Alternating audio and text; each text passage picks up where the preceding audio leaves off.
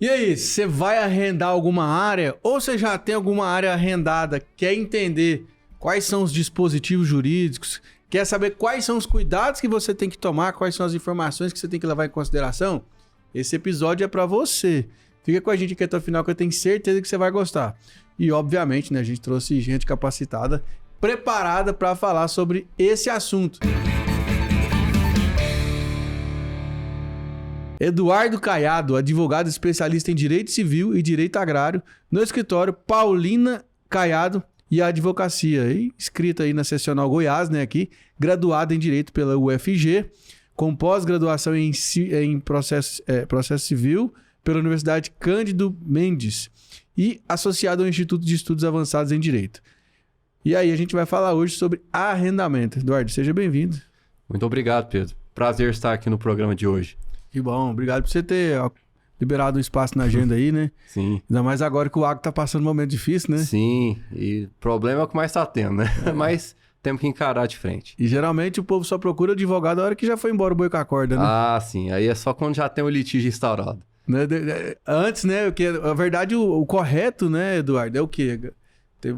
Já se precaver, já entender onde você tá entrando para que você não venha a ter um problema em si, né? É o que a gente sempre fala para nossos clientes, né? Fazer o trabalho preventivo, que ele é menos oneroso e resolve a maior parte dos problemas. Que quando não é feito esse trabalho, rapaz, aí dá um trabalho. Dá um trabalho, né?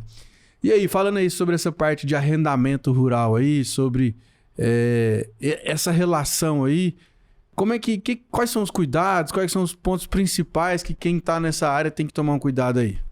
Pedro, é uma coisa que é muito importante quando a gente fala de arrendamento, é principalmente formalizar isso por meio de um contrato escrito.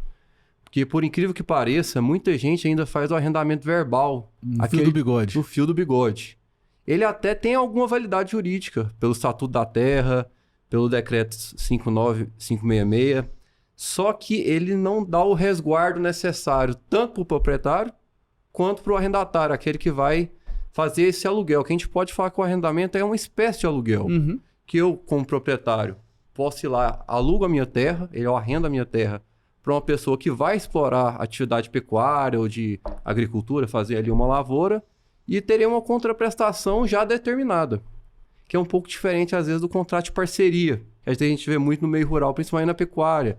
Eu tenho, às vezes, um rebanho, não tenho pasto, o meu vizinho ali tem uma pastagem, eu vou lá e faço uma parceria com ele, às vezes para dar um bezerro, alguma coisa nesse sentido. Então tem essa diferença.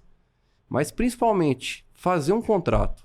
E nesse contrato prever exatamente o que foi ele acordado entre as partes, porque o arrendamento ele pode trazer muitos problemas. E ainda mais tratando de lavoura, que por mais que a gente está vendo aí o preço da soja, do milho, do sorgo, das commodities como um todo, num preço abaixo do que a gente viu há 2 anos atrás, por exemplo, ainda são valores consideráveis. E muitas vezes é a única fonte de renda daquela família.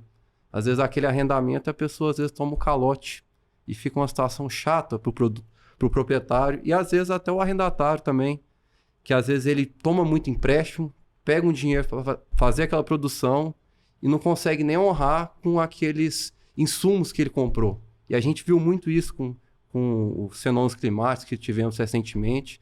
A gente não está conseguindo nem honrar isso, tendo quebra de safra. Aqui teve pouca chuva, no sul teve muita chuva, né? A gente está vendo aí esses episódios de devastação por causa do volume de chuva. Então é realmente ter esse cuidado do produtor e do arrendatário, do proprietário e do arrendatário, de fazer esse resguardo documental. Fazer o contrato, ver a documentação das duas partes, se está tudo ok, para não ter dor de cabeça lá na frente. Perfeito. Então, por exemplo, vamos supor que eu tenho uma terra ali e eu fui arrender essa terra para um determinado produtor que ele foi lá e vai plantar soja na minha área. E aí, geralmente, né, pelo menos aqui em Goiás, mas acho que replica isso no Brasil inteiro, vamos supor, aqui está em torno de 12 sacas por hectare. Sim. Um arrendamento médio aí. E aí eu fui lá, deu pau. Não choveu, o preço caiu. Era para colher 70 sacos por hectare, eu colhi 30. Não vou conseguir pagar o arrendamento, né? E às vezes nem os insumos. E aí, nesse caso, por exemplo, como é que fica a negociação para isso? Isso já tem que estar no contrato também, ó, no ano que der problema, vai fazer isso e isso ou não? Como é que fica isso? Porque, na verdade, o contrato de arrendamento ele já está previsto em uma entrega de uma quantia certa de sacas, né? Que nem você falou, Isso. 12 sacas, 14 sacas por hectare. Vai variar Vai de região para pra região. Tem região que está começando, por exemplo. Eu atuo muito ali naquela região ali para o norte goiano, Nova Crixás, que ali está desenvolvendo agora. Muito. Mas tem região que está consolidada. Rio Verde já está aí, que às vezes tem Mais contratos com mais volume de saca por hectare. Mas quando ocorre do arrendatário, por exemplo, não conseguir honrar com o pagamento do que está previsto na anualidade, né, na colheita da safra, ele vai ter que honrar de alguma forma com um pagamento futuro, porque o patrimônio dele que vai ter que ser alcançado. A não ser que ele tenha feito, às vezes, um seguro daquela safra. Porque muitas vezes eu vejo que os arrendatários eles vão fazer, por exemplo, eles vão fazer uma CPR, uma cédula de produto rural, porque a gente sabe que para produzir é muito caro, ainda mais lavoura, tem muitos insumos. Às vezes uma área não tão grande vai ter insumos na órbita de R$1 milhão. Então ele vai pegar uma CPR e normalmente ele vai fazer um contrato de seguro, caso tenha uma quebra. Porque às vezes a gente está esperando, por exemplo, lá na região de Nova Crixás, eu vi que uma empresa estava conseguindo 75 sacos por hectare na safra passada. Mas esse ano está tendo muita quebra. Então, se ele tem um contrato de seguro, que já tinha uma previsão de recebimento de alguma coisa, já resguarda um pouco. Porque senão, o patrimônio daquele arrendatário vai ter que ser alcançado. Às vezes, um bem que ele já tem, ele vai ter que dar para saldar aquela dívida. E aí executa na justiça normal. E executa na justiça normal. Por isso que é muito importante também, antes da gente contratar, a gente verificar, será que aquela pessoa tem capacidade, patrimônio para honrar com aquilo que ele está firmando? Porque muitas vezes ele pega um arrendamento numa área grande, pode ser que dê dinheiro, pode ser que não dê. E às vezes fica um valor muito em aberto e o proprietário fica a ver navios. Porque esse mercado também tem muito aventureiro, né, Eduardo? Sim. O cara viu a reportagem do Globo Rural lá e acha que dá conta de plantar soja, né? Porque assim, às vezes a gente pensa, não, se eu contratar um agrônomo baratinho e tiver os insumos certos, plantar na hora certa, eu vou conseguir ter um lucro ali. Pode ser que tenha, mas é uma atividade de risco, né? De risco, totalmente. Ninguém tem que saber se vai chover na hora certa, tem que saber que vai plantar na hora certa. Então, são N fatores para dar certo uma colheita, né? Perfeito.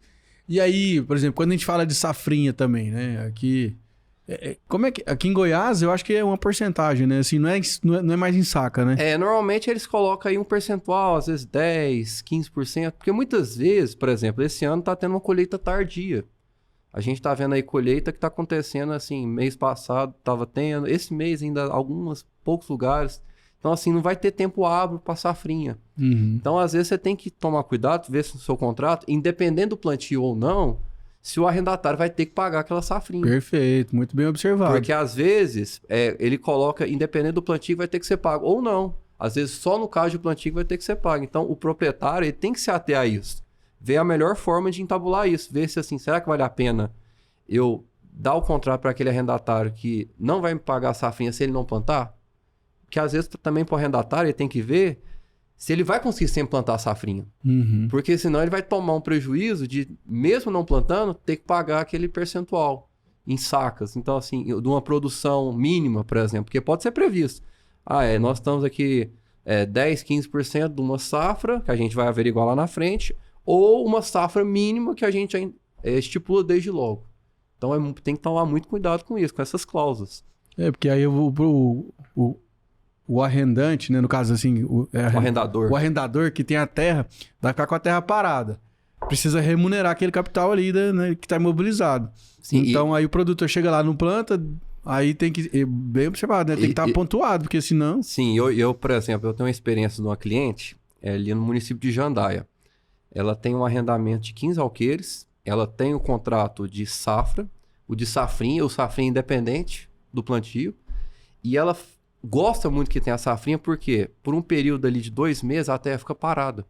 Mas você plantou ali um sorgo, um milho, aquela palhada tem um alto valor nutritivo. E tem um vizinho que faz explora só atividade pecuária e de engorda. Então o vizinho sempre chega nessa época, eu quero alugar a sua palhada. E é um aluguel muito interessante para ela. Então ela tem 3 rendas. Ela tem a renda da safra, a renda da safrinha e a renda de 2 meses de aluguel para pecuária. Então assim, se você quebra uma dessas cadeias da safrinha, por exemplo, e não tem a palhada, é um prejuízo para ela. E é uma fonte de renda que ela não vai ter. Então tem que estar muito cuidado com... Isso é assim, lógico que tem que ver a realidade de cada local. No caso, ela está no melhor dos mundos. Mas nem sempre a gente sabe, por exemplo, uma região de lavoura, muitas vezes não vai ter esse gado para fazer aquele consumo em aluguel, né?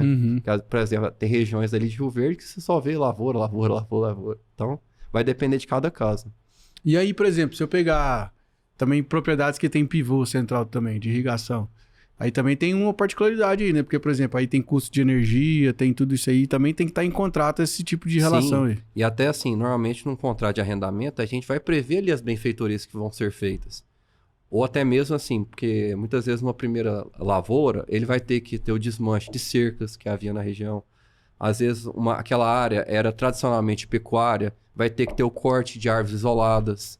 Às vezes vai ter que tirar uma licença para tirar o corte de árvores isoladas, que é muito importante. Hoje em dia, na questão ambiental, qualquer coisa que você for fazer, procura um advogado, procura um engenheiro florestal, porque senão vai dar problema. Tira a licença certinho. E hoje em dia, as secretarias do meio ambiente, elas olham cada lugarzinho, se teve alguma supressão, autuação. E é o que eu falo, às vezes a multa nem é o pior gargalo. O pior é fazer a recomposição ambiental. E isso é muito penoso para o produtor. Não, e também tem um embargo ambiental, né? Isso e aí você não pode nem vender a produção. Você pensa, às vezes você fez um corte ali numa área pequena dentro da propriedade e toda a sua propriedade vai ser embargada. Pois é, que você chega na trade lá, a trade nem compra sua soja. Sim, porque hoje em dia todas as informações são cruzadas. Então se você tem um problema ambiental nessa natureza, nossa senhora. Não, a gente entrevistou uma pessoa aqui que estava falando sobre o centro de monitoramento ambiental que fica dentro da UFG, aqui em Goiânia, dentro da Faculdade de Geografia. Então, todo dia o satélite passa e tira uma foto do Brasil inteiro. E aí, você foi lá e cortou a árvore, caladinho, você não tirou licença. No outro dia, o satélite passa e tira a foto. E acusa. Aí ele sobrepõe a foto, falou assim, opa, tá faltando aqui um pontinho aqui, ó. Cadê? Passa uns dias, chega o fiscal lá na sua fazenda. Hoje em dia, né, na verdade, eles nem estão fazendo uso de um fiscal in loco, necessariamente. Já é online, né? Hoje em dia, assim, pode ser que eventualmente eles vão, mas é muito raro. Hoje em dia eles fazem autuação tudo por mapa de satélite, porque eles têm, como você falou, acesso à imagem de cada dia. Então eles fazem a comparação de ontem e de hoje. Peraí, teve alguma diferença, alguma supressão? O próprio algoritmo já acusa lá, né? Então tem que tomar muito cuidado com isso. Isso é muito sério. Eduardo, e aí assim, a sua atuação no direito é mais nessa área mesmo agrícola, né? Eu vi que você tem especialização e tudo mais, mas também pega outras frentes, como é que é? A nossa atuação, ela gira muito em torno desses contratos agrários, que é um contrato de arrendamento, contrato de parceria, é um contrato agrário. E também em relação a tudo que envolve o direito civil, por exemplo, um problema de litígio possessório de uma fazenda, para resolver o domínio da fazenda, que é resolver como é que está a propriedade dela na matrícula. Tipo invasão. Uma documentação, por exemplo, a pessoa está querendo fazer uma compra e venda de uma terra, a gente faz essa análise documental, a pessoa quer regularizar a propriedade dela de alguma forma, no ponto de vista ambiental, no ponto de vista registral, né, no cartório. Então, todo esse trabalho a gente engloba ele. Então, para deixar assim, atingir todos os pontos que o produtor precisa, né? Principalmente no meio rural, porque o nosso foco realmente é a atuação no interior do estado. Nós temos também as nossas demandas na capital, mas o foco realmente é ajudar aquela pessoa que está no interior, que tem a pequena propriedade, a média propriedade, a grande propriedade, em todas as nuances que envolve o produtor rural, principalmente. Perfeito. E aí a briga de terra também, vocês pegam aí? Sim. Briga de facão? Rapaz, tem alguns litígios que são complicados. Eu até tive recentemente uma reintegração de posse no final do ano passado, de 2023, que era para retomar a posse do inventário, de uma terra do inventário, que nós conseguimos a inventariança desse espólio, né, que foi deixado pelo falecido. O patriarca morreu. O patriarca morreu. E aí os filhos começaram a brigar. Isso, aí trocou a inventariança no meio dessa ação. Então nós tivemos que a pessoa que perdeu a inventariança não deixou a fazenda de boa fé. Tivemos que chegar com ordem de oficial de justiça, de força policial, para retomar a posse. Realmente, às vezes, não tem outro caminho. E aí o cara saiu? Ele chegou lá e tinha abandonado a propriedade e tirado o gado. Então tem que tomar muito cuidado com essas coisas. Mas e o gado não estava no inventário? Tava, isso aí vai ser outros capítulos. Aí é outro BO aí. Outros capítulos lá pra frente. Caramba, e você acompanhou lá? Você foi lá junto? Sim, eu estive lá presencialmente. Aí você vai meio tenso, né? Não, mas com a força policial a gente fica mais tranquilo, né? Mas realmente alguns litígios que nós atuamos no meio agrário, ele é muito mais perigoso até que uma ação criminal, né? Porque realmente, quando envolve litígio de terra, é bem complicado mesmo. Porque é muito patrimônio, né? Sim, então as pessoas pegam muita paixão na demanda, né? Então tem que tomar muito cuidado com relação. Imagino. E você também já pegou, por exemplo, arresto de colheita? Recentemente até, por causa... o mês passado agora nós tivemos essa questão das colheitas, né? Tivemos muita procura de produtores em relação a isso. Tanto por parte de proprietário, que não recebeu o contrato de arrendamento. Que não recebeu a renda. Quanto por parte dos arrendatários, que estão com dificuldade até de fazer esses pagamentos. E por parte das revendedoras de insumo também, né? Sim, porque teve um caso muito interessante, não vou falar a cidade, isso aqui é para não ficar... Não, lógico, por favor. Mas um proprietário lá, toda a vida teve a propriedade, fez um contrato de arrendamento no ano anterior e tinha recebido tudo certo. Quando esse arrendatário falou, não, eu quero trocar, eu não vou ser mais o arrendatário, mas vai ser esse terceiro. Vou passar a terra para outro arrendatário, mas assim... Da minha confiança. Mas no fundo, quem produzia mesmo era essa pessoa do contrato anterior. Entendi. Esse terceiro apenas assinava. Um laranja. Assim, mas pode dizer que era, mais ou menos. E essa pessoa assinou o contrato de arrendamento. Perfeito. E emitiu uma CPR em nome dessa pessoa, para fazer a produção do custeio. Fez o custeio, fez a plantação, e quando foi colher, o proprietário foi surpreendido com um arresto dessa soja, porque o antigo arrendatário tinha tido uma dívida anterior. E arrestou, só que em tese a soja não é dele, porque foi assinado o contrato com esse terceiro. Mas aí já tá virando um imbróglio. E tem um outro detalhe, essa terra, sobre essa lavoura que foi colhida agora, tinha uma CPR emitida por outra empresa. Nossa! Então você faz uma mistura de quem que é o dono dessa soja, quem que vai levar isso, vai ter uma discussão judicial, com ação judicial. Então, assim, por isso que eu falo, antes de fazer o contrato, procure alguém para ver quem que é essa pessoa, se ela já tá com o nome sujo na praça, se ela já tá começando a dar calote, porque assim, depois vira uma bola de neve e a gente sabe que por menor que seja a área, vai gerar um valor grande. Então, às vezes, é o que eu falo. E nesse caso, a pessoa depende primordialmente dessa renda. É uma renda boa que vem. E não é um negócio que vai resolver de um dia para o outro, né? Não. Um processo desse deve levar anos, eu imagino. O processo civil, normalmente, ele demora mais. Naturalmente, ele demora mais. Mas aí não entra numa esfera criminal, não? Também tem implicações criminais. Porque é uma má-fé, né? Também, né? Sim, mas assim, a questão principal... pode falar da questão do estelionato até.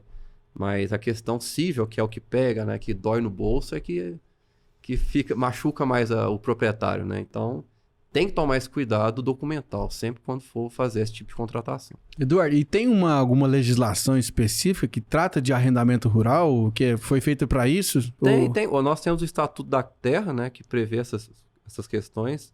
Tem um Decreto-Lei 59.666, que também prevê todas essas questões, que fala, inclusive, que o contrato de arrendamento pode ser verbal, mas é aquela questão. Num processo, se for partir por litígio, tudo depende de prova. Pois é, mas verbal vai falar... Aí é a palavra de um contra o outro. Aí pode ter o que? Tinha uma testemunha lá na hora, alguém que já conhecia aquele contrato há muito tempo. Lógico que os costumes daquela região vão ser levados em conta. Mas tem que tomar esses cuidados. Um outro caso também que eu já vi de arresto de soja, por exemplo, tinha uma proprietária de uma terra, uma gleba bem pequena até, e ela arrendava a terra. Só que esse contrato de arrendamento ninguém sabia. Ninguém nem na região, não tinha na matrícula, que às vezes uma maneira boa de você dar publicidade é você pegar esse contrato que foi feito, registrar na matrícula. Às vezes vai ter um custo, mas às vezes compensa o custo. Aí chegou uma pessoa e foi lá e arrestou aquela safra. Aí a pessoa entrou com uma ação, que a gente chama ação de embargo de terceiro, aquele arrendatário que realmente detinha aquele arrendamento, falou, essa soja não é inteiramente dela. Uma parte que é a remuneração dela, mas a maior parte é minha. E ele ganhou a ação. Só que quando foi ter a sucumbência, que a sucumbência é trocando em pequenas palavras. Falando em português? Falando em português. É aquilo que a pessoa vai ter que gastar com as custas processuais e com os honorários sucumbentes. Porque quem perde uma ação tem que pagar honorários para outra parte, para o advogado da outra parte. E nesse caso, apesar de ele ter ganhado a ação, ele deu causa, porque ninguém sabia desse contrato. Era um contrato que ninguém sabia. Então ele responde por isso. Ele ganhou a ação, ele pegou as sacas que eram dele, mas ele teve que pagar honorários para outra parte e as custas do processo, porque ele deu causa à ação.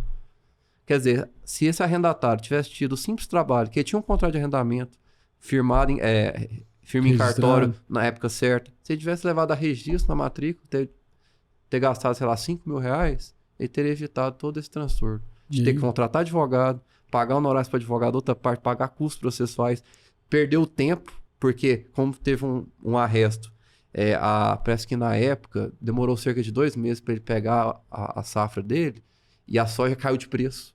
Então, olha, você vê todo o transtorno que deu por causa de uma má orientação. Não teve uma orientação necessária. E com certeza ele gastou mais de 5 mil depois. Ah, com certeza. Com certeza. Eduardo, mas assim, vendo que você parece um cara novo aí, e você sempre quis atuar na área do direito, desde criancinha, era o que você queria. Como é que foi aí sua jornada? Pedro, assim, eu venho de uma família de produtores rurais, pecuaristas e advogados. Meu bisavô foi advogado. Você vê, meu bisavô formou em 1895. Caramba! Ajudou a fundar a OAB, então. Na verdade, quando ele formou, nem tinha OAB, né? Nem tinha OAB. E a OAB dele é uma das mais antigas. A OAB deles, não sei se era 93, acho que era 93, de Goiás. Eu ia falar, meu avô também falecido, ele era advogado, a OAB dele eu lembro que ele falava pra todo mundo, com orgulho, era 1861, 1861. E a do seu bisavô já era 91. Acho que era 93, 91, agora eu não me lembro de cabeça. Olha aí. Meu avô também é advogado, porque assim, ele tem 93 anos, mas se você falar que ele não é advogado, ele vai ficar muito bravo com isso. Mas não advoga mais. Não advoga mais não, mas para todos os fins é advogado. A OAB dele é a 618. 618. E meu pai também é advogado, então eu venho seguindo nessa trilha, né? Já a 4ª geração de advogados e de pecuaristas também, que a gente sempre tá no meio rural. Então isso sempre teve no sangue, né? Então sempre tive a vontade realmente de seguir esse caminho que meus antepassados já seguiram. Entendi, bacana, né, cara? E aí, como você já era pecuarista, já estava no meio do agro mesmo, você falou assim, vou especializar nessa área aí. Sim, porque é uma área que a gente sempre teve naturalidade, assim. Lógico, já sabe a linguagem, né? Sim, porque a gente sabe que como tratar as pessoas, como às vezes traduzir alguma informação, porque às vezes o advogado ele não pode ficar só naquele juridiquês. Lógico que quando for peticionar, for tratar com um magistrado, um desembargador, ele vai ter que usar uma linguagem um pouco mais rebuscada, mas com a pessoa do interior, principalmente, ele tem que traduzir aquelas informações, dar tranquilidade, da segurança. Então, realmente, tem que ter esse tato, essa habilidade de conversar com as pessoas. Foi bom você falar isso, porque assim, aqui, talvez o jeito que a gente se comunicou, né, a gente fica falando, tem que se prevenir, como se o produtor fosse um vilão, né, muitas vezes que está arrendando, mas a gente sabe, né, que esses dispositivos, eles são para resguardar as duas partes. Sim. E assim, o produtor rural, 99%, ele sempre está bem intencionado, ele sempre quer pagar todo mundo. Eu conheço histórias de produtores, cara, que eles compravam lá 20, 30 milhões de reais de insumo no fio do bigode, para pagar no fio do bigode. Isso ainda acontece. E a empresa vendia, fazia todo o custeio da safra e no final o cara ia lá e pagava, honrava, porque ele sabe que o nome dele vale muito mais do que ele ficar queimado na praça, né? Porque hoje o cara, ele vai lá, arrenda uma área e ele não paga. Nossa. Meu amigo, acabou naquela região, ninguém vai arrendar para ele. Sim. Ele tá lascado. É que nem, por exemplo, um armazém mesmo, se ele não perde a credibilidade de armazenamento, não tá com aquela quantidade de sacas, ele vai perder a credibilidade. Assim, o nome vale muito mais que qualquer coisa no meio rural. E assim, o produtor rural, é que nem você falou mesmo, 99% dos produtores são muito bem intencionados. Que às vezes a gente vê um ataque, muitas vezes, da mídia tradicional, que o produtor rural é uma pessoa que não cuida do meio ambiente, tudo mais. Mas não é isso. Às vezes, o que acontece é falta de informação. Porque toda uma vida foi de uma forma e agora vem mudando.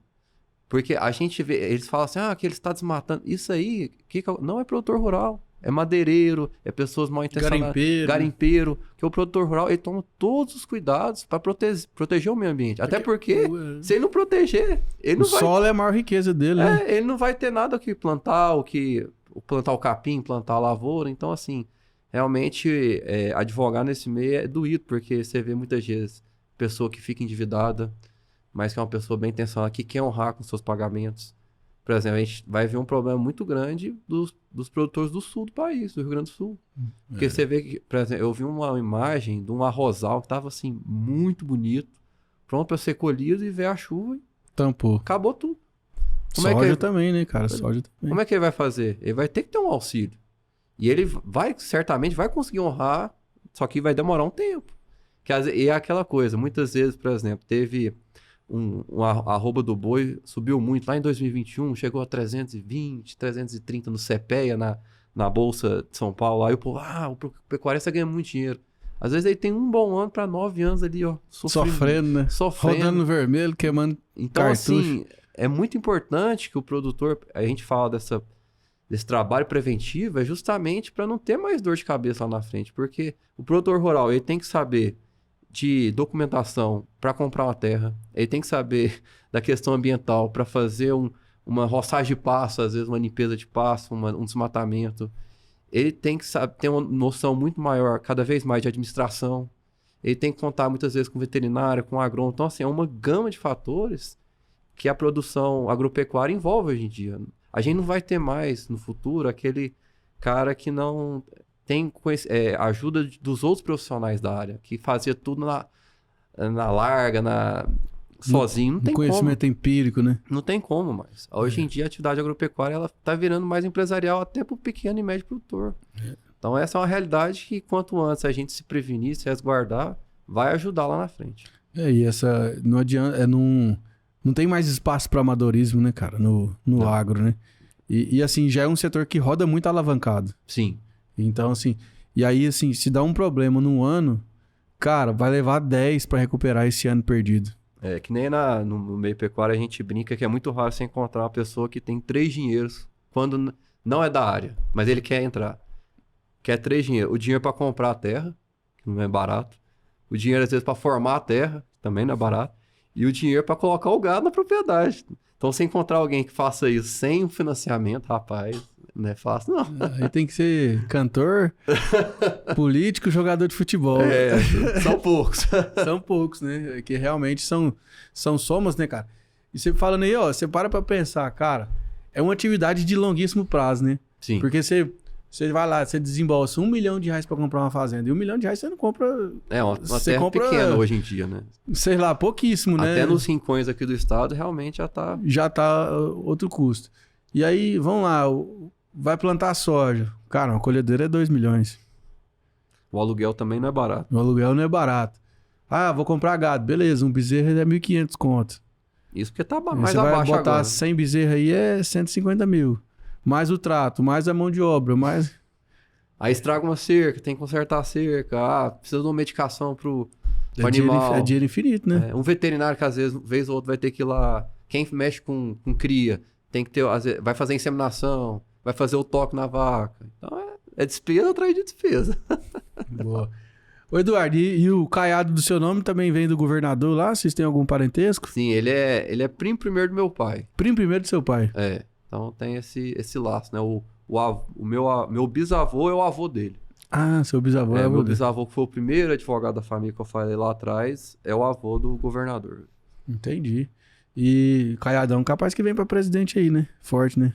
Ele tá trabalhando pra isso, né? Eu acho que realmente vai ser Ele tem se mostrado, independente de ser meu familiar, assim, uma pessoa com muita postura, que tá ganhando seu espaço naturalmente, né? Que tá conquistando a sua entrada aqui no estado já é bem consolidado, mas no cenário nacional, que realmente não é fácil uma pessoa, para qualquer pessoa aqui do estado de Goiás, da nossa região, ter entrada no sudeste, no sul, não é um meio fácil, né? Porque, querendo ou não, nós não estamos no centro populacional, né?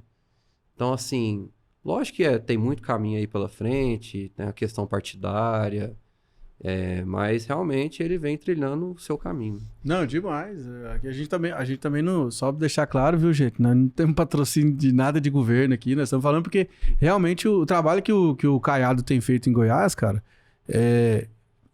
tá sendo fantástico, né? A gente entrevistou aqui no episódio passado ali o Vanderlei lá da FAPEG. O Estado começou a investir muito mais aqui em pesquisa e inovação. A parte de segurança de Goiás é inquestionável, né? Já tem até o ditado aí, né, que bandido aqui em Goiás não se cria, né? Você não fica sabendo de nenhum esquema criminoso que foi para frente aqui em Goiás. E agora tem também a questão do programa de invasão zero. Sim. Né? Que assim, aqui você não fica sabendo de invasão aqui em Goiás, não. Sim, que até foi, acho que o estado com o menor número de invasões no país, né? Então, realmente... E além do trabalho do executivo, né, lógico, com a força policial, a gente vem tendo um trabalho muito bom também do Tribunal de Justiça, porque agora teve uma DPF, que a DPF é uma arguição de descumprimento de preceito fundamental. É um nome, esse nome grande aí, é uma ação que tramitou lá no Supremo, que fala que para desocupações coletivas, a gente tem que ter um trabalho de uma comissão nos tribunais. E essa comissão vai o quê? Ela vai auxiliar o magistrado daquele interior, por exemplo, na região do entorno, que a gente sabe que é uma região complicada do ponto de vista documental. Essas comissões estão fazendo um trabalho de auxílio para fazer essa retirada das pessoas que estão ali indevidamente da forma mais humana possível. Então a gente está vendo um trabalho muito bom do tribunal, dos juízes que ali participam, do desembargador que está à frente, do desembargador Anderson Máximo, de tomar o maior cuidado possível para fazer essa desocupação de forma voluntária, sem ter aquela truculência. Então, assim, sem conflito. O bom é que aqui no estado a gente está vendo que não está tendo invasão e as ocupações que estão ocorrendo de forma pacífica.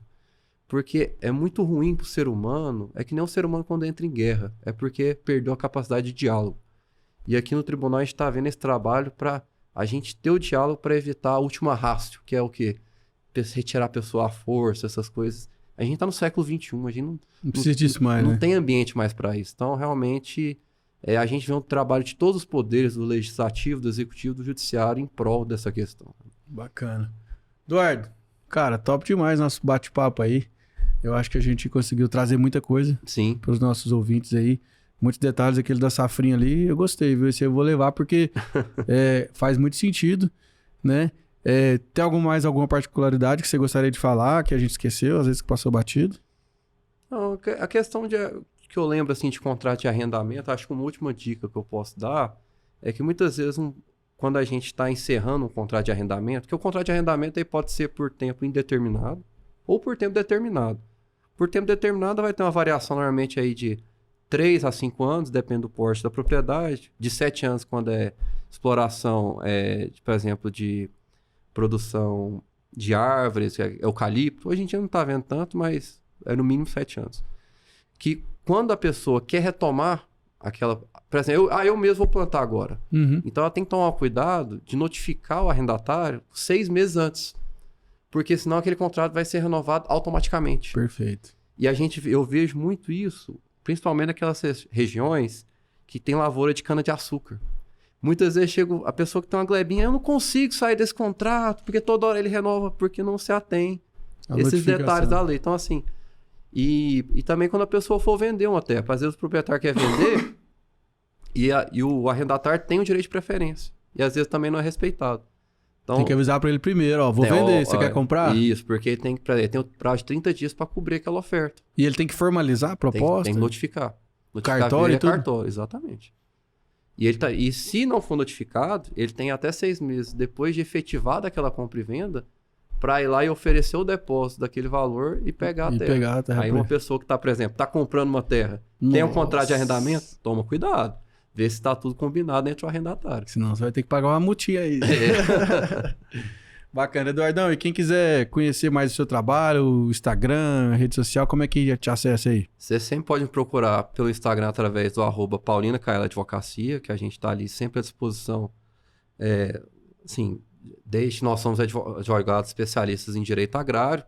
Então, assim, a pessoa tendo um problema nessa área, lógico que eu não posso fazer propaganda, mas assim, procura um advogado especialista na área para te auxiliar. Mas para questões informativas, que nós sempre publicamos ali do direito relacionado a esse tema. Nós temos o @Paulina Caiado Advocacia e o meu Instagram pessoal, que é o @EduRCaiado, que ali sempre estamos publicando questões informativas para o meio agrário, principalmente. Só mandar um direct lá e agendar a consulta e entender, analisar o caso. Sim, exatamente. Perfeito. É isso aí, show de bola. E você que assistiu até agora aqui no nosso episódio, ó, inscreve aqui no canal, deixa seu like. Quer saber das notícias quentinhas, tudo que tá rolando no agro, no Brasil e no mundo, acesse aí www.agro2.com.br e siga também nossos perfis nas redes sociais, @portalagro2, tanto no Instagram quanto no TikTok. Fechou? Valeu, obrigado aí a sua audiência, obrigado pela presença. Tamo junto. Até a próxima. Tchau, tchau.